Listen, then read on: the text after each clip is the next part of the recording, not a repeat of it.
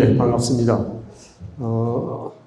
방금 사회자께서 소개를 해 주셨습니다만은 저는 이 학교, 중앙고등학교에서 72년부터 74년까지 다녔습니다. 그래서 횟수로는 66회가 되는데요.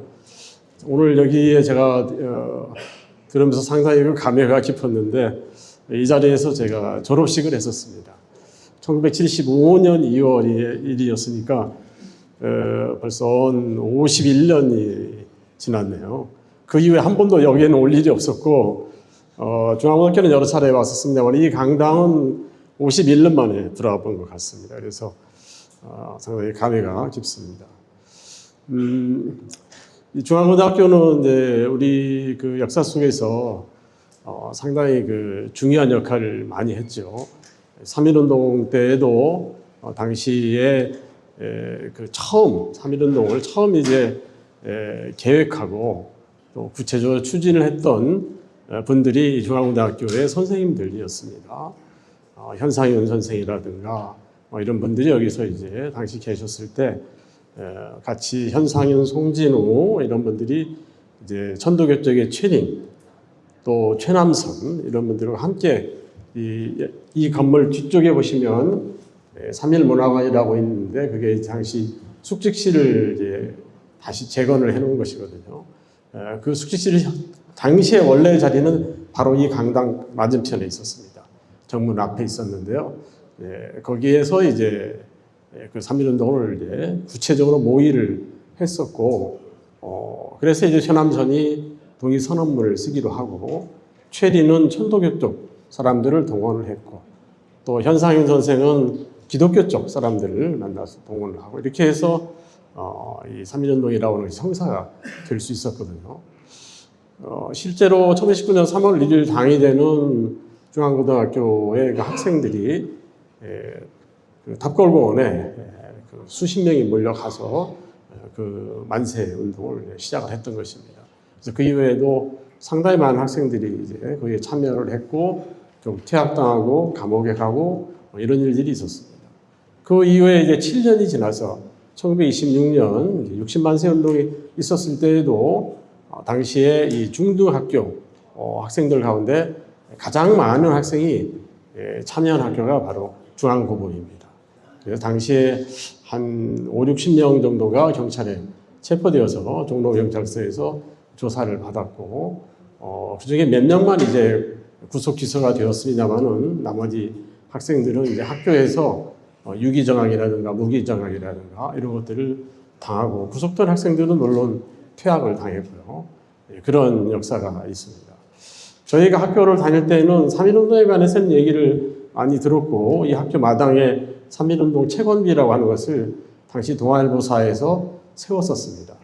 돌이켜 생각해 보면 제가 이제 역사 공부를 해야 되겠다, 특히 우리나라의 근대사 공부를 해야 되겠다라고 이렇게 생각했던 것은 이 3.1운동 채권비라고 하는 그 비석을 이 학교 마당에 세웠던 1974년, 73년이고요. 73년에 그런 생각을 하게 되지 않았나 이렇게 생각이 됩니다. 그리고 그 이후에도 제가 이제 특히 1919년 3.1운동부터 20년대에 국내의 민족운동에 대해서 여러 가지 그 논문도 쓰고 책도 쓰고 해서 연구를 많이 했고, 지난 2019년에는 1919라고 하는 책을 써서 3.1운동을 정리를 했었습니다만은 그런 것들은 다 이 학교에서 제가 보았던 그리고 들었던 이야기들에서 영향을 받은 것이 아닌가 이렇게 생각이 됩니다. 그래서 역시 참 중고등학교 때 교육이 정말로 중요하다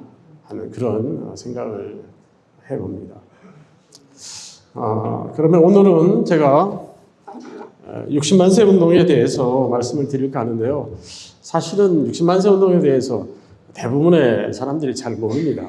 교과서에서도 한국사 교과서에 겨우 한 4줄, 5줄 이 정도 짤막하게 나오는 정도이고, 구체적으로 60만세 운동이 어떻게 전개된 것인지 잘 사실은 모릅니다. 그것은 학계에서도 연구가 부진한 것과도 관계가 있습니다. 학계에서도 이 운동에 대해서 별로 그렇게 연구를 하지 않았어요. 그 이유는 여러 가지 있겠습니다만은 이제 이 운동 자체가 이렇게 규모가 컸던 운동은 아니고 이제 어떻게 보면은 사전에 발각돼서 이제 거의 뭐 불발되다시피 한 그런 측면이 있었고 또 이 운동에는 또 사회주의자들이 많이 관계가 되어 있습니다. 그러다 보니까 이제 이게 사회주의 운동과 관계가 있으니까 그런 것을 교과서 쓰기가 좀 약간 까다롭죠. 그래서 별로 그렇게 교과서에도 안 쓰고 가르치지도 않고 연구도 별로 안 하고 이렇게 되다 보니까 60만 운동이 우리 역사 속에서 좀 이렇게 묻혀버린 그런 그 부분이 있습니다. 그래서 이제 최근에 올해가 이제 바로 100주년이니까 올해 들어와서 이제 학자들도 많이 주목을 하고 이 운동과 관련된 학술 회의도 4차례 그동안 열렸었습니다. 그러나 일반 사회에서는 거의 사실 관심이 없고 예를 들면 역사 스페셜 같은 KBS 역사 스페셜 같은 곳에서 이런 것을 좀 해보면 어떠냐 이렇게 제안을 했는데 60만 세운동을 좀 다뤄주면 어떻겠느냐 이렇게 제안을 했었습니다만 아무 반응이 없습니다. 그래서 역시 아직도 60만 세운동에 대해서는 별 관심들이 없구나. 어느 신문도 60만 세운동에 대해서 뭐 특집 기사를 쓴 신문 한 군데도 없습니다. 그러나 그렇다고 정말 이 운동이 그렇게 잊혀질 만한 운동인가? 저는 절대 그렇지 않다고 생각합니다. 오늘 제가 그 이유를 말씀드리겠습니다. 오늘 제 강의의 내용은 우선 이 운동의 배경이 되었던 순종의 승하와 만국회 봉도식, 그 다음에 60만 세 운동의 준비와 계획의 발각, 그러나 60만 세 운동 어쨌든 소규모지만 일어나기는 일어났고 그 전개 과정, 그리고 60만 세 운동의 성격과 역사적인 의의 이런 것들에 대해서 차례대로 말씀을 드릴까 합니다. 우선 그 60만 세 운동이 일어나게 된 가장 중요한 배경은 순종의 승하입니다. 우리는 뭐 서거라고 하고 별세라고도 하지만 이제 국왕이 죽었을 때는 우리가 승하라고 하지 않습니까? 순종의 승하와 그 이후에 있었던 여러 가지 이제 움직임들인데 순종은 어쨌든 대한제국의 마지막 황제였고 크게 보면 조선왕실의 마지막 황제였고 그래서 나라는 뺏겼지만 여전히 이 창덕궁에 살면서 그 만국 조선의 상징으로 그렇게 존재하고 있었습니다. 그런데 4월 25일 새벽에 순종이 숙환으로 세상을 떠났습니다.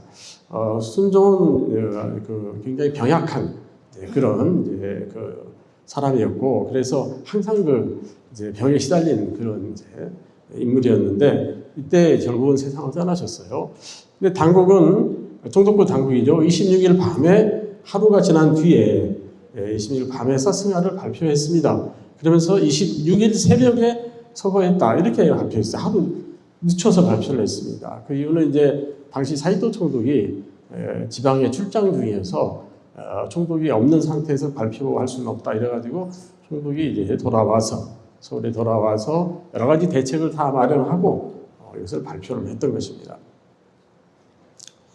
당시 이제 경찰 측은 3.1운동 때와 같은 이런 사태가 일어날 수가 있으니까 그때도 고종이 죽은 다음에 이제 그런 일이 일어났기 때문에 그것을 우려하면서 이제 철저하게 이제 그 경비를 서게 됩니다.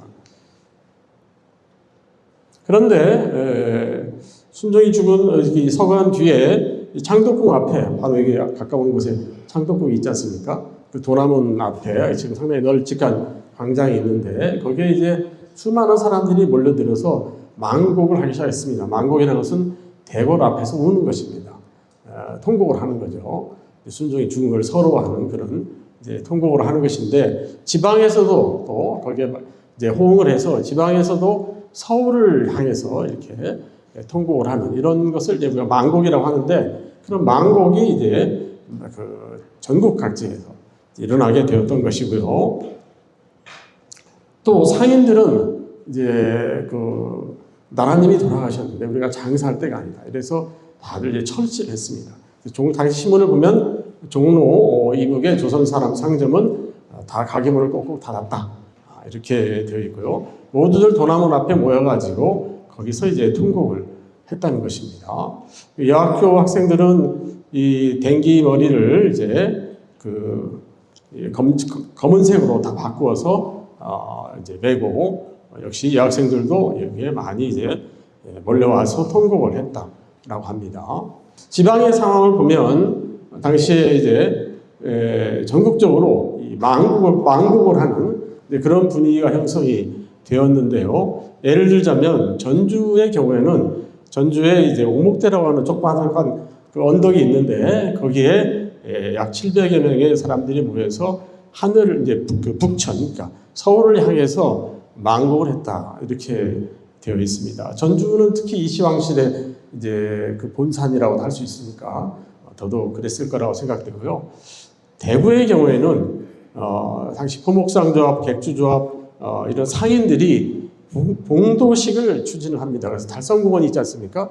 대구에 그 달성공원에 약 2만 명 정도가 모여서 거기서 이제 이런 그 봉도식을 했는데 봉도식은 요즘 말로 하면 추도식이죠. 추도식을 했는데 이제 거기에는 무려 2만 명이 모여들어서 다 복을 입고 상복을 입고 눈물바다를 이루었다.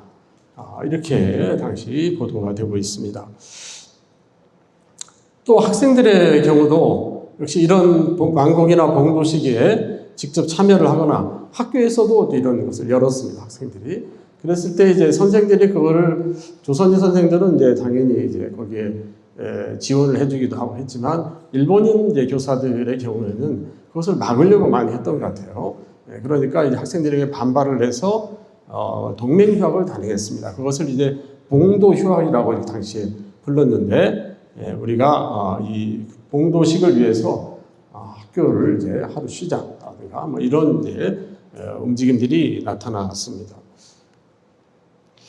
이런 이제 움직임들은 당시에 당시 신문을 보면은 고종이 1919년에 고종이 승하했을 때는 전국적으로 그렇게 슬퍼하는 분위기가 그렇게 많지 않았었습니다. 오히려 이제 서울에 가서 그러니까 국장, 당시 국장으로 진행되니까 국장을 구경 가자 이런 분위기가 굉장히 많았어요. 그런데 순종이 죽은 다음에는 사람들이 분위기가 좀 달랐습니다. 왜냐하면 이제 조선은 정말 망했구나. 조선의 마지막 임금이 가셨으니까 이제 조선은 정말 이제 끝이 났다 하는 그런 서러움 때문에 그렇게 이제 훨씬 더 많은 사람이 모여서 망국을 하고 봉도식을 하고 철시를 하고 동맹유학을 하고 이런 분위기가 전국적으로 확산이 되었다고 하는 것입니다. 그런 상황에서 이 창덕궁의 그 정문이 도남문이고 옆쪽이 금호문입니다. 여러분들 이제 거기 한번 왔다 갔다 하실 때 한번 보시면 금호문이라는 문이 지금도 현판이 붙어 있습니다. 조그마한 문이에요. 지금 사람들만 들락거리는데 옛날에는 이제 거기 자동차도 들락거렸다고 합니다. 근데 거기에 보면 거기에 송악선 의거지라고 이렇게 조그마한 비석이 서 있습니다. 한번 가서 보시기 바라는데요. 송악선이라는 인물이 이 당시에 28일 날, 그러니까 4월 28일 날 이 금호문 앞에서 사이토 총독이 이 창덕궁에 분명히 문상을 올 거다. 문상을 하고 나갈 때 내가 죽여야 되겠다. 사이토 총독을 이런 생각을 했다는 것입니다. 평소에 이 송악선 의사는 이 안중근 의사를 굉장히 흠모하고 있었고 나도 안중근과 같은 사람이 되어야 되겠다 이런 생각을 가졌다는 것입니다. 그래서 칼을 좀 구해가지고 날카롭게 갈아서 그걸 품에 품고 이제 이 금호문 앞에서 사람들이 많이 이제 거기에 모여들었는데 그 군중 속에서 사이토가 나타나기를 기다리고 있었던 거죠. 그런데 28일 날 낮 1시 10분경에 조문을 마친 일본인들이 탄 자동차, 뚜껑이 없는 무게차였습니다. 자동차가 나오는 거예요. 거기에 3명이 탔는데 운전사 말고 나머지 이제 3명이 탔는데 사람들이 보고 그 총독이 나온 것 같다 이렇게 이야기를 했다는 거죠. 그래서 이제 송악선은 이제 신문이나 이런 데서 사이토의 그 사진을 본 적이 있으니까 대충 인상이 비슷하다 이렇게 생각하고 이제 저거 분명히 사이토겠구나 이렇게 생각하고 그 자동차가 가다가 사람들이 많아서 잠깐 멈추는 사이에 그 자동차에 뛰어 올라가서 그 사이토로 추정되는 인물을 이제 칼로 이렇게 찔렀던 것입니다. 그런데 안타깝게도 그 사람은 사이토가 아니라 당시 경성에 일본인 민회가 있었는데 민회에 사토 도라지오라는 그런 이사였던 것입니다. 인물이 비슷하게 생겼던 것 같아요. 그래서 이 송악선은 자기가 이제 사이토를 이제 칼로 이제 찔러서 죽였다 이렇게 생각하고 이제 거기서 도주를 했습니다. 그래서 경찰이 이제 쫓아오기 시작해서 당연히 경찰이 배치되어 있었으니까 쫓아왔죠. 그래서 지금 현대건설 사옥이 있지 않습니까? 현대사옥. 그 앞으로 이렇게 돌아서 그 개동골목으로 들어와가지고, 오늘 다 그 개동골목으로 걸어 올라오셨죠? 예, 거기 현대사옥 맞은편에, 여기서 나가보면 오른쪽에 거기에 이렇게 골목들이 몇 개 있습니다. 자그마한 골목들이. 그 중에 어떤 골목인지 정확하게는 알 수 없지만 아마도 음식점이 많은 그 골목이 이제 앞뒤로 뻥 뚫려 있으니까 그 골목으로 뛰어들어가지 않았나 이렇게 생각됩니다. 거기가 바로 휴은 당시 고모의 정문 앞이었습니다. 그래서 그쪽으로 뛰어들어가서 경찰들하고 이제 육박전을 벌였고 결국 거기서 체포가 됐습니다. 그때 이제 송학선 여사가 마지막으로 외친 말이 뭐냐면 학생들한테 뭐라고 했냐면 만세를 불러라 이렇게 이야기했다는 거죠. 그러니까 만세를 부른다고 하는 것이 그게 이제 독립운동이라는 생각을 사람들이 일반적으로 하고 있었고 3.1운동의 경험 때문에 그래서 학생들한테 너희들은 만세를 불러라 이렇게 이야기를 했다고 합니다. 결국 그는 송학선은 그 자리에서 체포돼서 재판에 넘겨졌고 결국 사형을 선고받고 그 이듬해 처형됐습니다. 한편 그 이상화라는 시인 다 아시겠죠? 빼앗긴들에도 보면 오는가라는 그 유명한 시가 있지 않습니까? 일제시대 그 항일 시의 가장 대표적인 그런 시로서 이제 꼽히고 있고 교과서에서도 뭐 항상 그 실려 있었으니까 다들 아시겠습니다. 그런데 이상화가 바로 이 중앙고고 출신입니다. 중앙고고에서 학교를 다녔어요. 저 지금 그 운동장 쪽에 가보면 이상화 시비가 바로 요 밑에인가요? 요 밑에 가보면 그 이상화 시비가 있습니다. 빼앗긴들에도 보면 오는가 내려다 보시면 그쪽에 시비가 있을 겁니다. 그런데 그해 6월에 1920년 6월에 이상화가 당시 가해동 쪽에서 살고 있었는데 이 빼앗긴들에도 보면 오는가를 그 시를 써서 개벽지에 투고를 했습니다. 당시 개벽사는 지금 천도교 중앙교당 그 옆에 그 건물이 있었어요. 개벽 건물이. 개벽사의 건물이. 그래서 거기다가 이제 투고를 해서 그 6월호에 이 시가 실렸습니다. 이 시의 모습이, 그 원래 모습이 이렇게 되어 있는데 빼앗긴 데도 보는가. 그런데 이상화는 그 1917, 18년도에 중학교를 다니다가 중퇴를 하고 나갔고 또 그 같은 비슷한 시기에 권오선이라고 하는 오늘 이제 이 60만세 운동을 사실상 주동했던 그 인물이 권오선인데 그 권오선과 둘이 이제 잘 알았던 것 같습니다. 권오선은 안동 사람이고 안동 출신이고 이상화는 대구 사람입니다. 그래서 최근에 그 권오선 집안에서 그 발견된 그 엽서 한 장 있는데 그 엽서를 보니까 뭐라고 쓰냐면 이상화한테 보낸 편지인데 엽서인데 그게 아마 도로 이제 권오선 집안으로 이렇게 전달이 된 것 같아요. 근데 거기 보니까 권오선이 이상화한테 내가 조만간에 대구로 나갈 테니까 이 동생을 잘 좀 대접해 달라 그런 내용이었어요. 나이는 권오선이 좀 더 많은데 거기서는 동생이라고 표현했더라고요. 하여튼 그런 식으로 둘이 상당히 가까운 사이였습니다. 1926년 5월 이제 문제 그 5월에 그러니까 순종이 주고받아서 약 한 달 동안 그 사이에 이상화는 이 빼앗긴들에도 보모로 가는 시를 써서 개벽에 투고했고 권오선은 이제 60만세 운동에 쓸 그 경문의 그 원고를 쓰고 있었던 것입니다.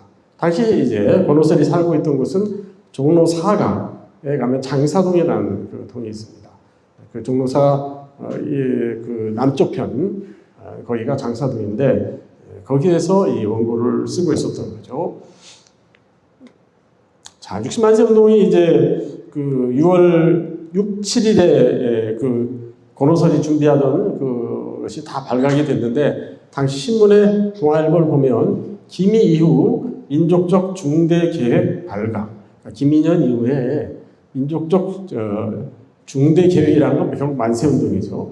만세 운동이 준비되다가 이제 발각됐다. 그래서 자동차 대로 경문, 선언서 6, 7만 장을 몰수했다. 이렇게 나오고 있습니다. 그게 이제 6월 6일과 7일에 있었던 사건인데요. 자, 그 과정을 한번 제가 정리를 해보도록 하겠습니다. 60만세 운동이 처음 그 논의가 된 것은 중국 상해에서였습니다. 당시 중국 상해에는 조선공산당 임시상해부라고 하는 그런 조직이 있었어요. 한 4~5명으로 이렇게 되어 있는데, 그래서 조선공산당이 등장합니다. 조선공산당이라는 것은 1925년 4월에 서울에서 조직이 되었는데, 당시 이제 국내는 1919년 3.1운동 이후에 러시아라든가 또 일본, 중국을 통해서 이 사회주의가 이제 국내에 들어왔어요. 그래서 이 사람들이 이제 여러 가지 뭐 사회주의 운동을 이제 뭐 노동운동, 농민운동, 뭐 사상운동 이런 것 등등을 펼치게 되는데, 그래서 조직이 상당히 많이 생겼었습니다. 여러 그룹들이 많이 생겼고, 그걸 토대로 해서 1925년 4월에 조선공산당이라는 조직을 만들었어요. 이걸 만든 이유는 여러 가지가 있는데, 그 중에 하나는 이런 겁니다. 뭐냐면, 당시 국제적으로 보면 각 나라마다 다 공산당이 있었어요. 그러면 이제 코민테른이라고 국제공산당 조직이 그 위에 있고, 그 산하에 이제 각 국가별로 공산당 조직이 있는데, 거기에 이제 각 나라의 공산당이 코민테른에 가입을 하는 것입니다. 가입을 하면 이게 지부가 돼요. 지부가 되면은 이제 뭐 보고도 하고 이렇게 하지만 이제 그렇게 되면은 결국 코민테른에서 중요한 건 뭐냐면 자금이 옵니다. 돈이 와요. 돈이 오면은 그 돈을 가지고 운동을 하게 되는 거죠. 여러 가지 다양한 운동을 펼치게 되는데, 그렇기 때문에 이제 이 코민테른에 가입하고 승인을 받고 하는 것이 굉장히 중요하다고 생각들을 했습니다. 그래서 1925년에 이제 당시 국내에 이 사회주의자들이 우리도 이제 당을 만들어서 코민테른에 가입하자 이렇게 해서 결국 코민테른에 이제 가입을 했던 것입니다. 그런데 그해 11월에 결국 일제 경찰에 꼬리가 잡혀서 결국은 이제 조선공산당 조직이 이렇게 드러나게 됩니다. 그래서 수십 명이 당시 이제 간부들을 중심으로 해서 수십 명이 체포되고 또 상당히 많은 사람들이 해외로 망명을 하게 되는 것이거든요. 그래서 그것을 우리가 제1차 조선공산당이라고 하는데, 그래서 그거를 만들었던 사람들이 이제 우리 조직은 다 드러났으니 후계 조직을 만들자. 그래서 제2차 조선공산당 조직을 만듭니다. 그때 이제 그 제2차 조선공산당의 책임자죠. 로서 선발된 사람이 국내에 이제 진주 사람이었던 이 강다령이라는, 아까 오늘 보신 이제 강다령이라고 하는 그 인물인데, 당시 강다령은 이제 진주에서 조선일보 지국장을 하고 있었고, 그래서 서울로 이제 올라오라고 해서 이 조선공산당을 네가 책임지고 맡아서 알아서 해라, 이렇게 이제 그 책임을 넘겼던 것입니다. 그래서 강다령이 그 책임을 맡게 되는 거예요. 그게 이제 26년 한 2월경이라고 이렇게 볼 수가 있는데, 당시 그 상해에서는 따로 망명한 사람들, 여기 보시면 김찬, 김다냐, 조봉암 이런 사람들이 나오는데, 이 사람들이 거기서 상해에 모여가지고 임시 상해부라고 하는 것을 만들었었습니다. 그래서 이제 국내에 그 새로 만들어진 이 강다령의 조직과 연결을 꾀하고 이제 서로 연락을 하고 이렇게 하고 있었던 것이거든요. 그런데 이 공산당 외에 또 하나의 청년 조직으로 고려공산 청년이라는 조직이 만들어졌어요. 거기도 돈이 이제 코민테른 쪽에서 옵니다. 두 개의 조직을 가지고 운영을 하는 것인데, 이 고려공산 청년회의 책임자는 바로 이 권오설이라고 하는 그런 사람입니다. 그래서 강다령과 권오설이 제일 중요한 인물이 되는 거죠.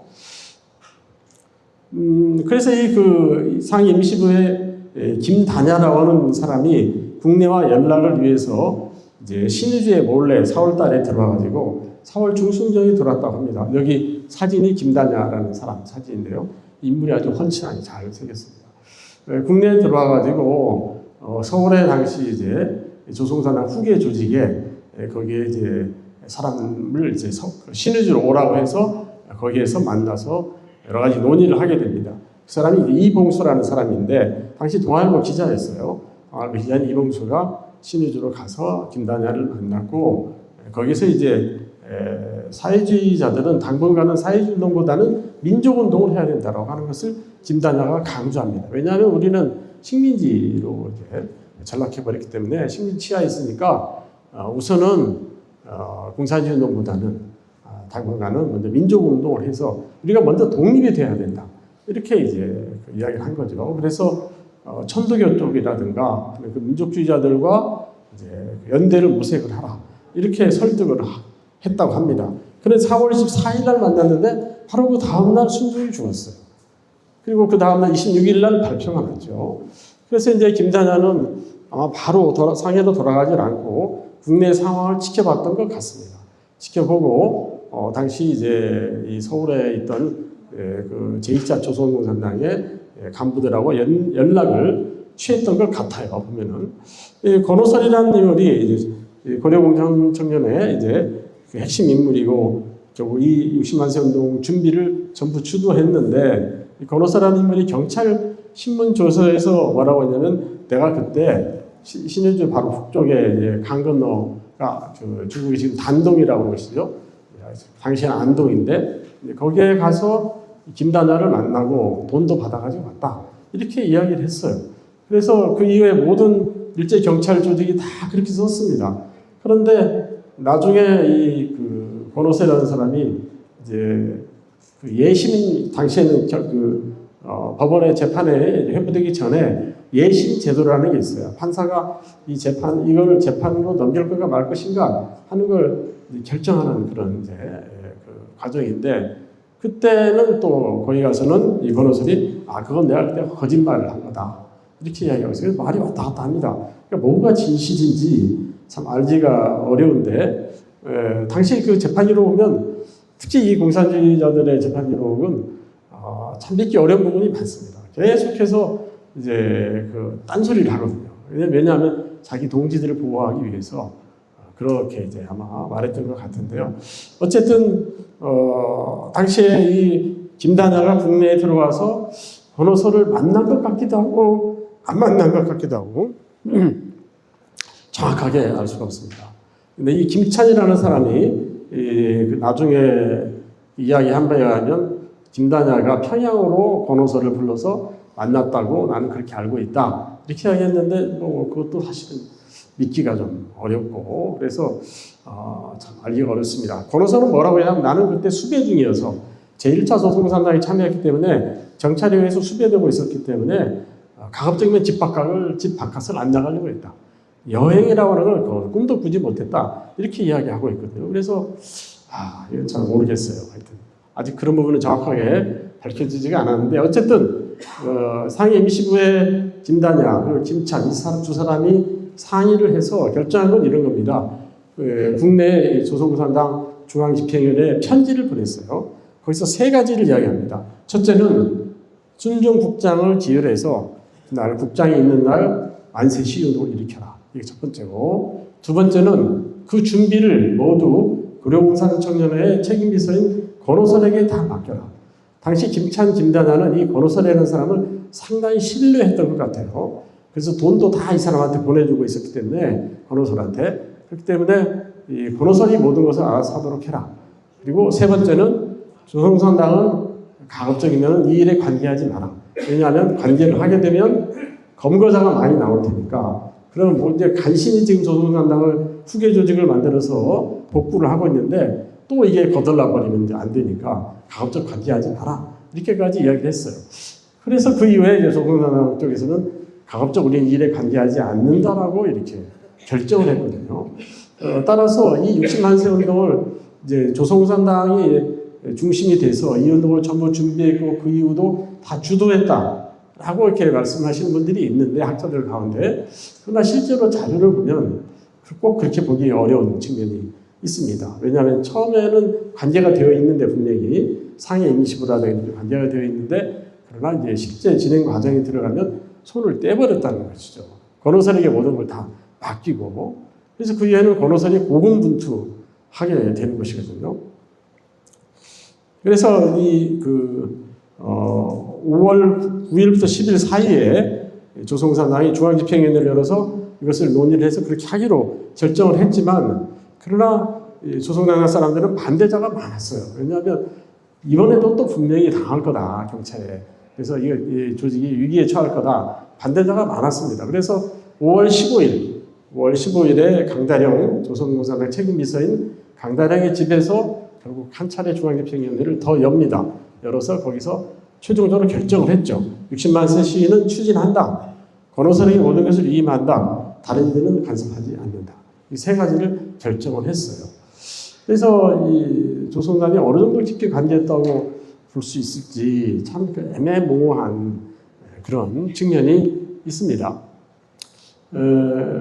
어쨌든 이 권호사는 이제 자기가 모든 책임을 떠맡았으니까 일을 해야 됩니다. 그래서 자기가 책임비서를 맡고 있는 고려공산 청년회에 이제 가장 가까운 사람들이던 이지탁, 박민영이라는 사람과 함께 투쟁위원회라는 걸 조직하고, 그 다음에 이제 6월 10일 날 안시 11대 쓰기 위해서는 이 경문이 필요합니다. 그때 쓸 경문이 필요한 거죠. 삐라가 필요했던 겁니다. 그래서 이제 그 삐라를 만들려고 생각했습니다. 그래서 이제 당시 이 박래원이라고 하는 이 천도교의 중요한 인물인데, 천도교 중요한 인물인 박래원이라는 사람한테 그 사람은 원래 인쇄공 출신이어서 그 인쇄를 잘 할 수 있으니까 불러가지고 네가 일을 좀 맡아달라. 돈을 줄 테니까, 원고도 줄 테니까 너는 인쇄만 해줘라. 이렇게 해서 승당을 받게 됩니다. 그래서 박래원이 또 민창식이라고 하는 자기 친구한테 또 찾아가서 나랑 같이 하자. 나 혼자 일 못한다.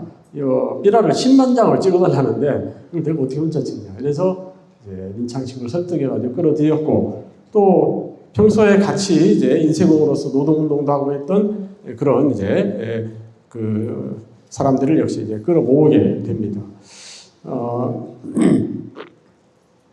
근데 권호선은 상해에 당시 남경에 유학하고 있던 김성순이라는 사람이 있는데, 이 사람이 상해와 이 서울을 왔다 갔다 하면서 심부름을 하고 있었거든요. 연락하고 돈도 전달해주고 하고 있었습니다. 그래서 김성순이 마침 당시 서울에 와 있었기 때문에 상해로 이제 다시 돌아가라고 하면서 상해에 가서 상해에 있는 사람들한테 거기서 삐라를 5,000장을 만들어서 보내라고 해라. 국내에서 만들지 못할 수도 있으니까, 그리고 또 사전에 발각될 수도 있으니까 상해에서 만들어서 보내달라고 그렇게 하라. 그리고 돈도 1,000원을 보내달라고 해라. 1,000원이면은 지금 돈으로는 약 한 1억 정도 되는 큰 돈입니다. 네, 그 돈을 보내달라고 이렇게 요청을 했죠. 그리고 권호사는 또 5월 15일경에 연희전문학교 학생이었던 이병립이라는 사람을 이제 불러가지고 6월 10일 이제 그날 국장 당일날 삐라를 뿌리고 만세를 부를 학생들을 좀 모아달라 이렇게 부탁하게 되는 거죠. 그래서 준비가 착착 잘 진행이 되고 있었습니다.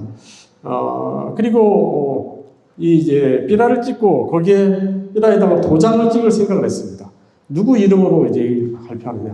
그래서 거기에 조선공산당 이런 말은 일체 쓰지 않고 실체가 불분명한 대한독립당, 대한임시정부라는 도장을 새겨서 찍으려고 했던 거죠.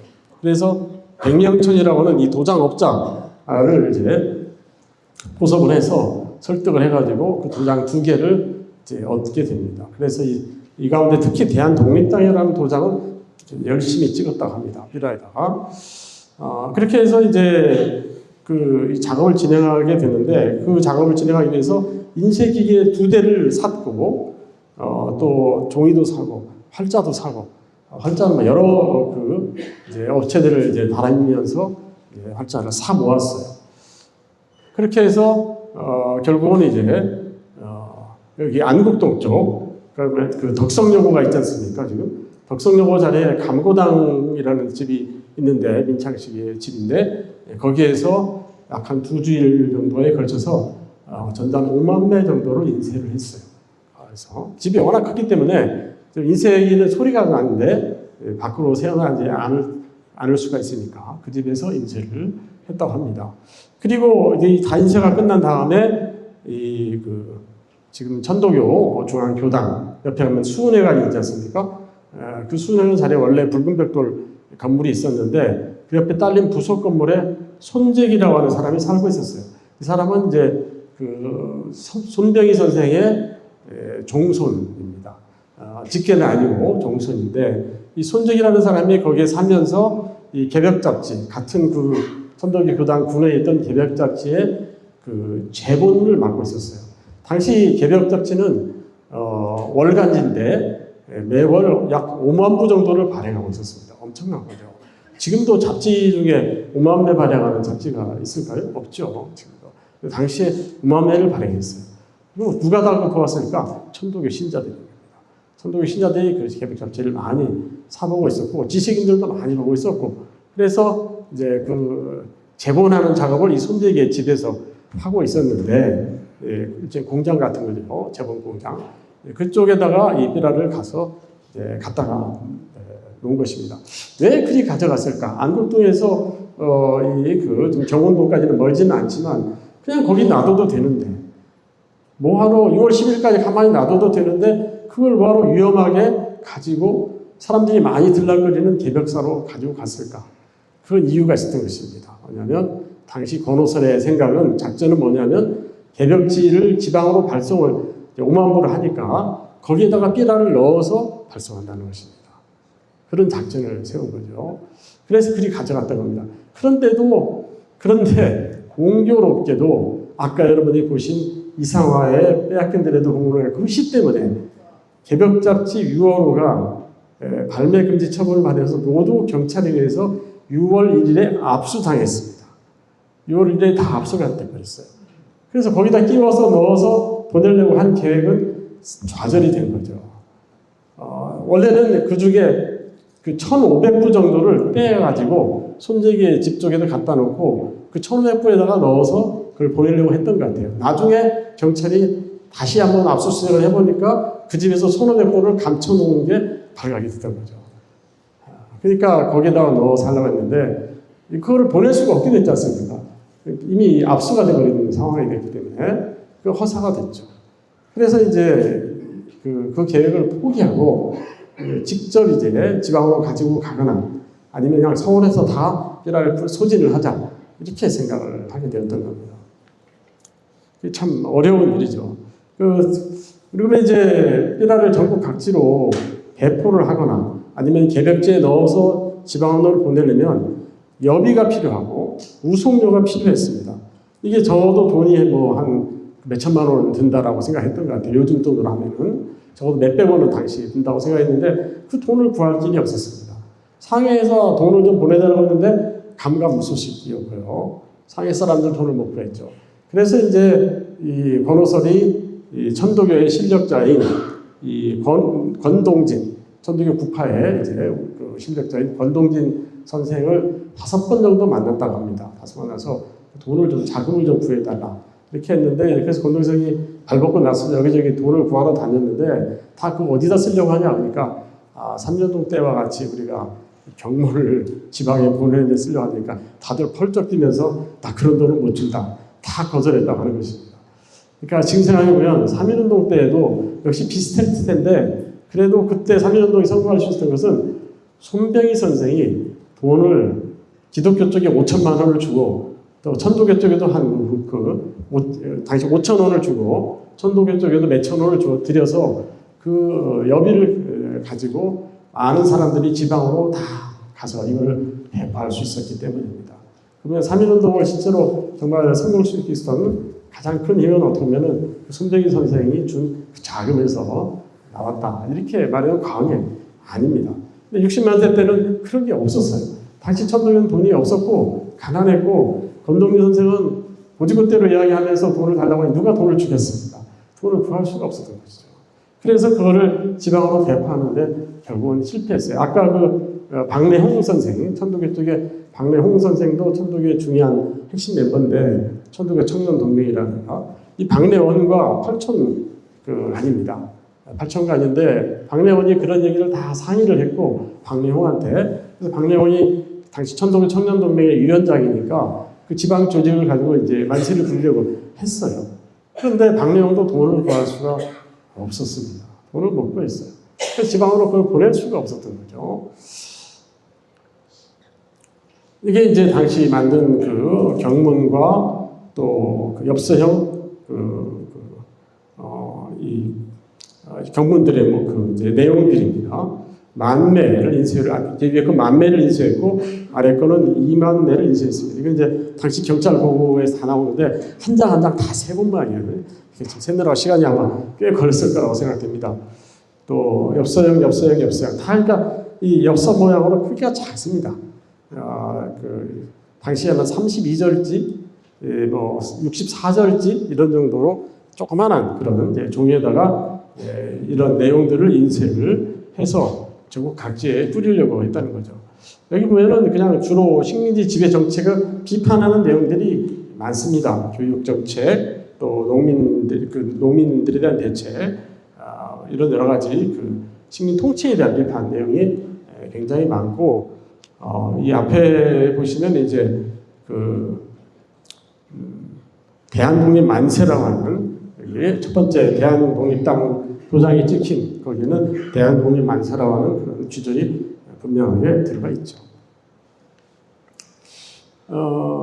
상해에서도 이제 돈은 못 보냈는데 경무는 보내왔어요.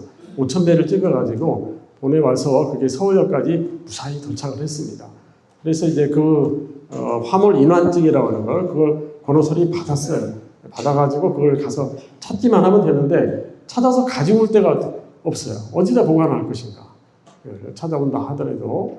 그래서 그게 이제 그 문제였고, 또 돈이 지금 B라는 뭐 5만 배가 따로 있는데 굳이 그 5,000배 안 찾아와도 상관은 없는 거죠. 그래서 안 찾고 이제 차일피일 미루고 있는 상황이었는데, 그거를 이제 그 화물 인환증이라는 것을 전달을 할 때 신의주 사람이 처음에 그걸 받았고, 그 다음에 서울까지 와서 이제 조선일보사의 간부였던 홍덕유라는 사람한테 전달했고, 홍덕유가 강다랭한테 전달하고, 강다랭이 권오솔한테 전달했어요. 그러니까 이건 사실은 좀 문제가 있었습니다. 강다랭이라는 사람은 당시 조선산당의 책임자인데 그 사람한테 그걸 전달하는 심부름을 시켰던 것입니다.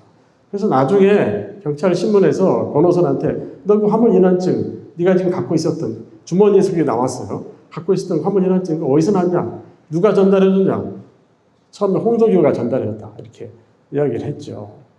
그런데 이제 홍덕유를 잡아서 물어보니까 그거 내가 강다랭이한테 준 것이다 이렇게 또 얘기가 나오고, 그래서 서로 입을 맞추지 못했기 때문에 결국은 강다랭이라는 인물이 여기서 떠올라서 강다랭도 체포가 되는 것입니다. 이 문제 때문에.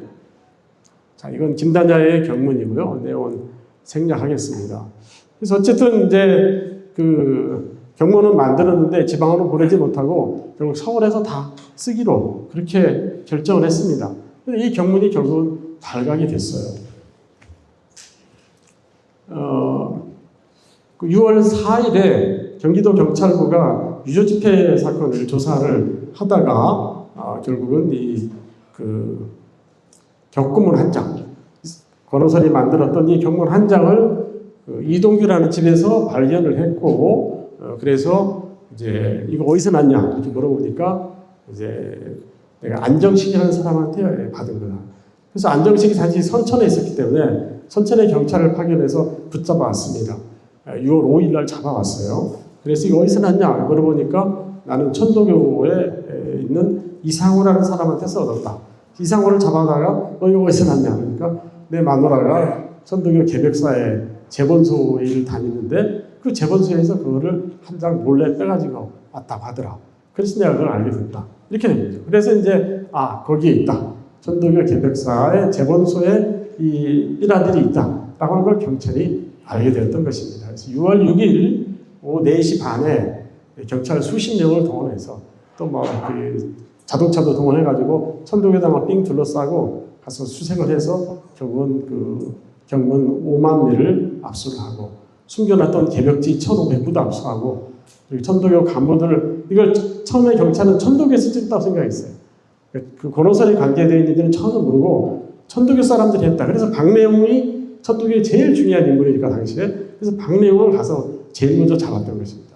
그래서 박내용을 마음을 다그쳤는데 나는 전혀 아는 바가 없다. 사실은 알고는 내용이 있었지만 직접적으로 한 일이 없는 거죠. 그래서 박내원은 결국은 풀려났고, 이제 그 박내원이 이제 결국 이업비라를 찍어서 거의 다 따놨다는 사실이 밝혀졌고, 그래서 이제 박내원을 붙잡아다가 그 조사를 하게 되는 것입니다. 여기 보시면 천도교 교당 옆에 빨간색 표시한 그게 손지기의 집인데 거기서 체포가 된 발각이 된 것입니다. 삐라가. 그래서 박내원이 이제 6월 6일 날 저녁 7시에 체포돼서 밤새도록 조사를 받았어요. 엄청난 고문이 있었겠죠. 이거 누가 경문의 원고를 누가 썼냐? 사실 박내원은 학교를 제대로 다니지 못했어요. 고등학교 겨우 졸업했습니다. 그리고 인쇄공이 되었는데 이거 네가 쓸 수 있는 실력이 있는 게 아니다. 이거 누가 온 걸 써줬냐? 했더니 뭐 상해에 있는 김찬이 나한테 써서 보낸 거다. 이렇게 이제 상해에 있는 사람을 댔는데 김찬이 여기 들어왔을 리가 없다. 이래가지고 막 엄청난 공문을 가해서 결국 6월 7일 아침 10시에 오전 10시에 사실은 권오설이 나한테 이 원고를 줬다. 그리고 인쇄기계 사는데 쓰라고 돈도 650원을 줬다. 이렇게 시토를 했던 겁니다. 그래서 결국 이제 경찰이 권오설은 제1차 조공에 굉장히 중요한 인물이고 자기들이 계속 수배를 하고 있는데 붙잡지 못하고 있었단 말이죠. 근데 그 권오설이 중심이 돼서 이 일을 했다는 걸 알게 된 겁니다. 그래서 이제 무릎을 치면서 이제 조사하던 당시 경찰이 권오설이 드디어 나왔구나. 그래서 이제 권오설 어디 있냐? 그래가지고 권오설이 당시 숨어있던 그 장사동이라는 곳에 가게 되는 거죠. 그래서 경찰 수십 명이 자동차를 타고 가서 권오설을 그날 낮 1시에 체포했습니다. 이렇게 해서 결국은 이제 이 준비 과정이 다 이제 드러나게 되었던 거죠. 자, 그래서 이제 이 운동의 준비 과정이 다 드러나 버려 실제로는 사실 운동이 좌절될 상황이었었는데 그 상황에서 학생들이 움직였습니다. 이제 처음에 그 권오설이 연락을 해드렸던 이병립이라고 하는 이제 인물이 이제 당시 자기가 모아놨던 학생들을 소집을 해가지고 회의를 해서 우리가 어떻게 할 거냐, 삐라 다 빼앗겼는데 어떻게 할 거냐. 그랬더니 학생들이 뭐 우리 그만둡시다 이렇게 할 수도 있었는데 그럼 우리가 삐라를 새로 만들어서 합시다 이렇게 된 겁니다. 그래서 6월 8일, 9일 이틀 동안 삐라를 만들었어요. 근데 삐라를 몇만 장을 찍으려면 인쇄기계가 있어 인쇄기계를 구할 수가 없었죠. 그래서 명함을 찍는 명함 인쇄기 조그마한 거 그걸 구해가지고 거기에다가 몇 줄, 한 4-5줄 정도의 구호를 써서 그래서 이제 인쇄를 하게 되었던 것입니다. 그래서 약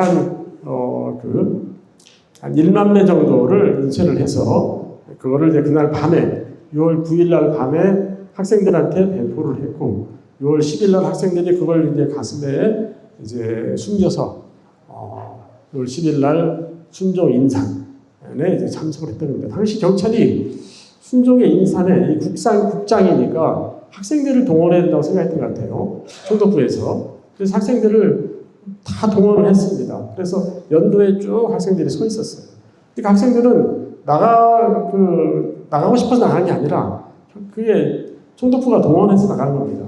근데 그걸 우리가 이용하자라고 생각했던 거죠. 그래서 그 경찰이 앞뒤에서 자, 여기 보시면 저 창덕궁에서 쭉 내려와서 지금 을지로 쪽에서 좌회전해가지고 가가지고 훈련원 지금 동대문운동장 건너편 쪽에 훈련원 자리인데 거기에서 연결식을 하게 되거든요. 연결식을 하고 이제 동대문을 거쳐서 청량리 쪽으로 나가게 되는데 행렬이 바로 이 과정에서 이 양쪽 인도의 학생들이 배치가 되어 있었어요. 그래서 여기에서 이제 시위를 하는 것입니다. 거기에서 중앙고생들이 단성사 건너편에 있었고 지금 관수교라고 하는 거 청계천에 있는 관수교 있습니까? 그 여기인데 이 관수교에 여기에 이제 연희정군 학생들이 서 있었어요. 그래서 이 두 학교 학생들을 중심으로 해서 여러 학교 삐라를 받았던 여러 학교 학생들이 거기서 조선독립 만세를 불렀던 것입니다.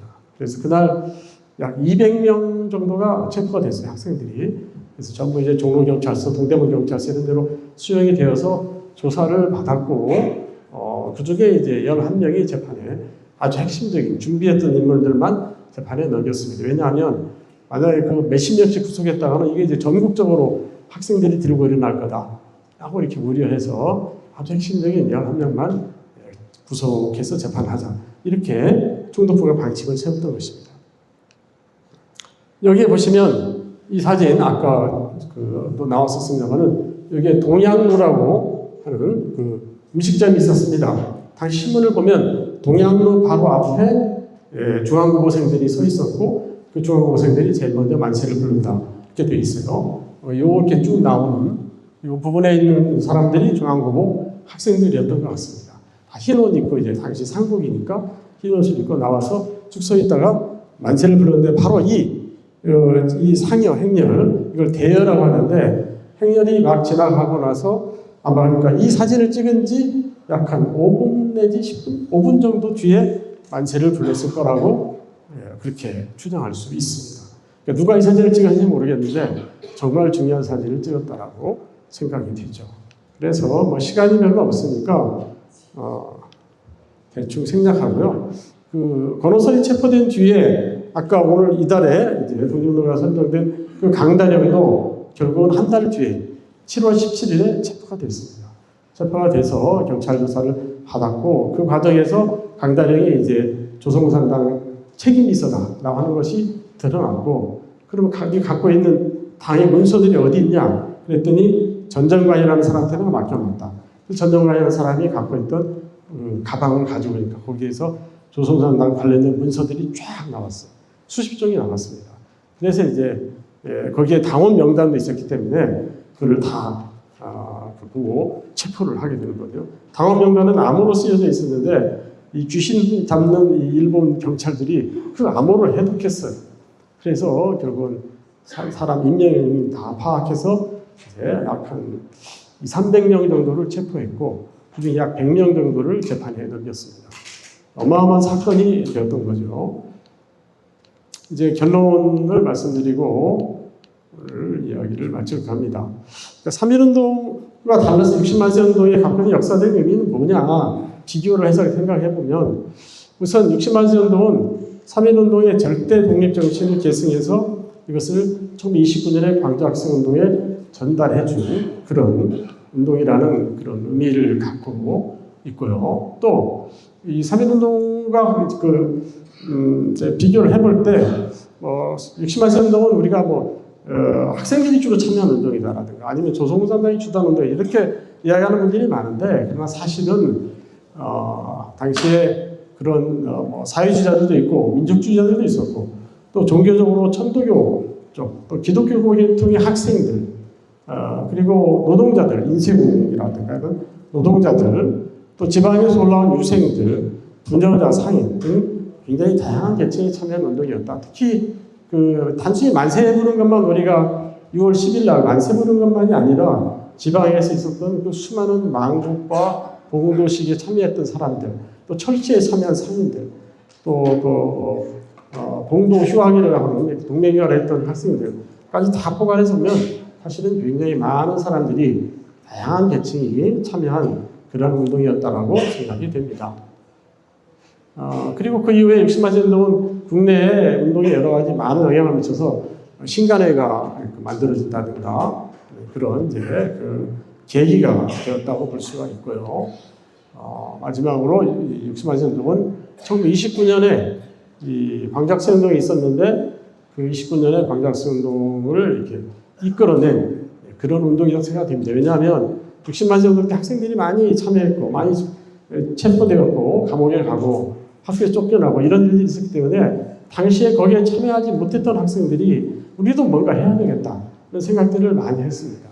그래서 좀 27년, 8년에 학생 조직을 전국에서 만들게 돼요. 다 각 지방에도 그전에는 지방에는 학생운동 조직이 없었는데 그런 조직들을 많이 만들었고 그런 상황에서 29년에 광주에서 먼저 학생운동 이제 일어나니까 그에 호응해서 전국 각지에서 만들었던 그 조직들이 이제 드디어 주도를 해가지고 1929년에 전국적인 그런 학생운동이 일어나게 되었던 것입니다. 그래서 60만 운동은 그것으로 끝난 게 아니라 그 이후에 이렇게 계속 이어져 간다라고 그렇게 생각이 됩니다.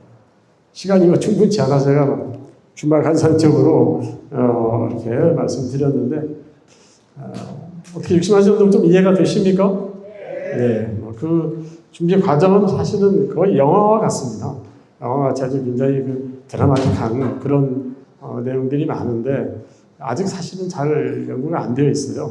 제가 이제 지금 60만 년 관련된 그 일제가 남겨놓은 경찰이 남겨놓은 신문 기록 그거를 지금 열심히 읽고 있는데 그 기록만 해도 몇천 장에 달합니다. 다 일본어 초서로 쓰여져 있어요. 그래서 읽기가 참 쉽지가 않고 그래서 그동안 연구자들이 제대로 손을 못 대었던 것 같은데요.